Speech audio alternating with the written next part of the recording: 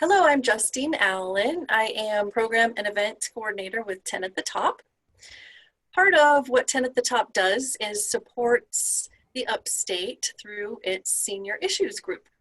Today we are lucky to have James Bennett with us. He is one of the members of our Senior Issues Group Steering Committee. Welcome, James. Hello, how are you? Great, thank you. How are you today? I'm doing pretty good. James is owner and manager of Upstate Home Care Solutions. He is also on our board of directors, and a big thank you to Upstate Home Care Solutions as a sponsor of our Senior Issues Group. We would like to talk a bit about what Upstate Home Care Solutions does for seniors in the Upstate. James, if you would just give us an idea of how you serve the senior population here. Great. Well, first of all, thank you, Justine, for having me on today. And I appreciate what all 10 at the Top does for the community. And I'm just thrilled to be a part of it. So what we do on a daily basis is we essentially provide care for families and provide peace of mind to the family members. So essentially, we provide a caregiver that will enter the client's homes to assist them with what's called the activities of daily living. And you'll hear me say ADLs for short. The ADLs include bathing assistance, dressing assistance, meal preparation, incontinent care, ambulation. You know, really, truly, we do anything and everything we can to help our client to remain in the home as long as possible. And then we provide that caregiver there to assist them with their home care needs. And then our goal, again, is to provide exceptional care and peace of mind to the family. So the ultimate goal, from what I can gather, is to help keep the senior in their home as long as possible, because ultimately that's what people want, right? Correct. If you were to survey any senior that is currently living in a facility or is currently in their home, you ask them where they'll like to be long term, they would like to be in their home. Now, there are some families or some clients who, of course, need the facility world, need that type of environment. But if they had the choice and they could stay at home, I think they would always choose to stay at home. And so we wanted to provide an option for family members and their loved ones to be able to keep them at home as long as they could. You know, they just need just a little assistance here and there, whether it's a meal prepped or just reminding them of some medication or to assist with any therapy or any exercises, doing some errands for them, shopping, or maybe help them with taking a shower or help them with getting dressed for the day. You know, so it's just a matter of being able to help that senior to remain in their home as long as they would like to. And we can customize how long they want us to be there. We can be there as little as 4 hours a day to as much as 24 hours a day. So there's not a one size fits all. It's just really customized to what the family's needs are. How does that work? How do you create a customized care plan for someone? Tell us how the process works when someone, say, calls you and says their mom needs some assistance in the Mm-hmm. home. Well, if I get a call from a family member, I'll just kind of get some basic information from them to see what they're looking for. Then I'll come out to their home and we'll have a conversation on what some of the things the family member is seeing and seeing, actually just having a good discussion on what is needed.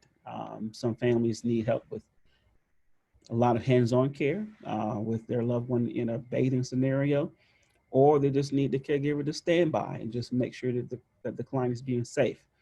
Um, it's always a good idea to have the client to be able to do as much as they can for as long as they can. So it may require, again, just standby assistance. But I'll meet with the family. We'll discuss some of the options and what they're looking for, how long they're looking for us to be there. I like to go through many of the um, organizations throughout the community that could offer some additional services along with what we can provide. Or if it gets to the point where home care is no longer the best option, I can advise them or give them some guidance on some other options in the community, whether it is a facility or whether it's hospice or whatever the case may be. My goal is to be able to give them all the information they need so they can make sure they take care of their loved ones. So it's a very easy process of giving me a call, and I come out to their homes and we'll just assess the situation. I also like to look at the environment of the home. I do a safety check. If someone needs help ambulating, if they're using a walker, a wheelchair, or a rollator, and their rugs all over the floor, I would advise the family, hey, you may want to let's remove the rugs out of the way. And even to the point, I mean, that's very basic, but there are some cases where, the bathroom is very small and the bedroom may not be the best fit. There's sometimes have a conversation with families with, hey, you may have to move your loved one to the living room where there's more space. The hospital bed can be there. So it just depends on what the family's condition or the environment, but that's the point of the assessment, to determine what the environment is and have a healthy discussion of what their needs are. Right. It sounds like you do a little bit of everything for the families. Um, I think you also provide some assistance with obtaining insurance or working with the families to develop a kind of a financial plan.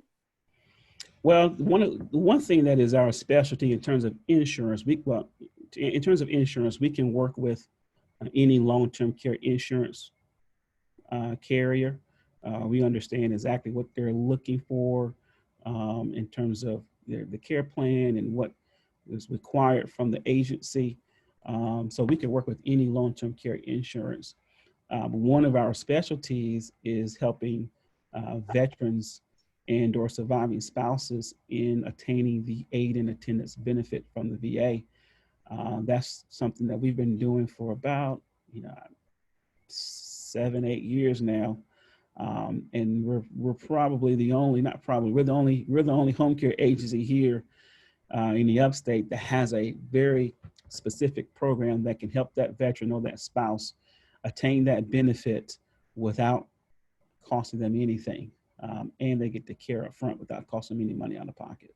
I liked that instead of saying to them, hey, here's who you contact to arrange your benefits, you actually go through it and take care of arranging the benefits. Because even not being a senior, when I'm trying to navigate something, a website, governmental agency, it's very daunting to try to sit down and figure it all out. And so instead of saying, hey, here's who you should call, you are the person to call. So you go ahead and take care of that for them. And it's a seamless transition, so they don't have to be calling and following up. That's always a big part of any process in life, is following up and continuing to make sure that the benefits are there. You're exactly right. And especially in dealing with the VA paperwork, it can be quite cumbersome. And so, we have a proven process that I have with my partners. And so we just kind of go through, have a healthy discussion on determining if the veteran or spouse qualifies. I can go through my questions or do a screening to determine if they qualify. And if they do, then there are a list of documents that I would need to receive, but we'll take that information and embed it into the VA application so that the family is not having to go through all of the red tape and all that jazz to try to get it done. We make that process very simple and very easy for them. Yeah, that's what, we all need, seniors definitely, but everybody needs help. What do you think, James? I was thinking this morning about talking to you and my dad. I'm of the age that, and I think most of my friends at this point, we're of the age we have aging parents. My dad's on his own, but he loves to travel. So he gets in the car and he's all over the place. He'll be 80 this year and he's in great shape. But, I find myself trying to think of things I can do One of them is I've got him on my Find Friends app, so I know where he is now. So I track him when he's on the road to Florida to see my brother, and I every once a couple hours a day I'll pick it up and make sure it's still working, so I know where he is because Mhm. he takes his RV and he's alone. And so that led me to wondering about what other things can we do as we're watching out for our parents to kind of looking for signs that they might need assistance. The parents that we don't want to tell our kids when something is up, and our parents don't. My daddy doesn't tell me until a week later that something has happened. So, what's your advice? What could we look for? The best advice I can give is to plan, is to have a game plan. That's number one.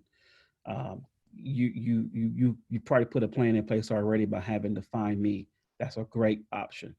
But think about, if he's 80 now, for anyone who's thinking about their parents or aging, think about financial cost. Go ahead and start doing some investigating of what that cost is for a community or for having care in the home, so that you'll have an idea of what that cost would be.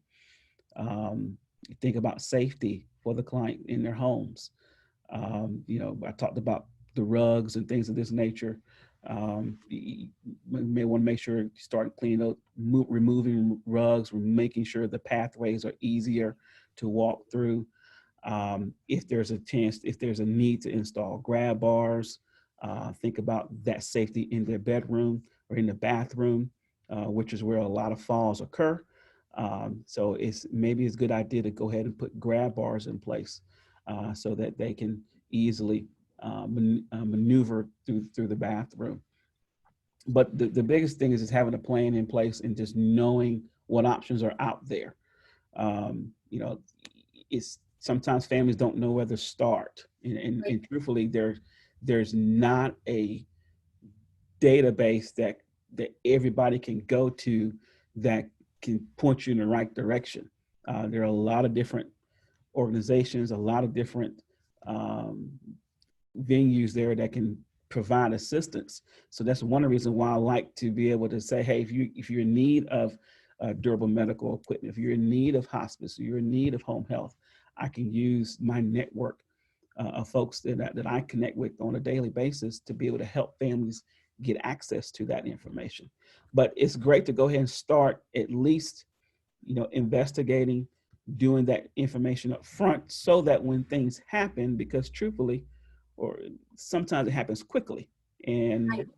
in family, the person's in the hospital, and all of a sudden, you have a social worker and have all these people coming into the room saying, it's got to get this, it's got to get therapy, it's got to have da da da da, and it can become overwhelming.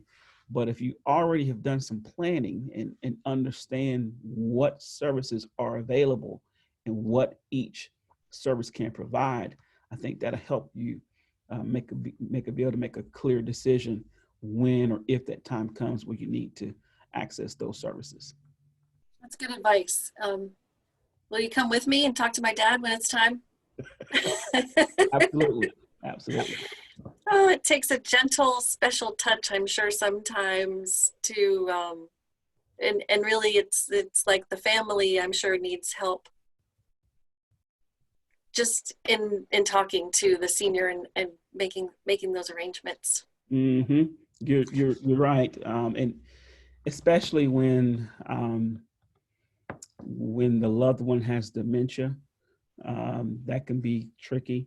So, I encourage families, if their loved one's experiencing dementia, to seek seek advice or seek education from organizations like the Alzheimer's Association, that provides families with dementia training, so they can get a chance to understand what dementia is. I wish I had that type of knowledge that I have now when my dad was living. I think back on some of the things that we did and some of the things we said, and my dad had MS, um, so which is a form of dementia, but we really didn't understand. Well, at least let me just talk about me, I guess. Really didn't understand what dementia was, and now I think back on some of the conversations and the things we would always say, and like, Dad, you know what you're doing, and you can move. Go ahead. Da, da, da. truthfully, he couldn't. And we weren't educated on that. So I advise families, especially when it comes to dementia, to really get some education on what dementia is and the signs of it and how to react and how to communicate with someone who has dementia, because you're communicating with a totally different person now. Oh, heavy stuff. It's good though. Planning is always really, really important, and it's I think it's important to not just kind of pretend nothing's going to happen. It's better to have something in place, and then you know where to go from there. That's right. Thank you so much, James. It's been great to talk to you. Let's share your information. So if anyone would like to get in touch with you, which I'm sure they would, hopefully you can see on the screen, the Upstate Home Care Solutions phone number is there and the website. And I will go ahead and end our time together. I really appreciate you taking the time to talk to us, 10 at the top. And we hope to see a lot more about you in the future. I'm sure we will. Your company and yourself have won so many awards I've seen. And we appreciate everything that you do. Well, again, thank you, Justine. Thank you for this time, and thank you for the opportunity just to be able to educate the community, educate those on what's available and what's out there and what we can do to help them. So I appreciate the time. You're welcome.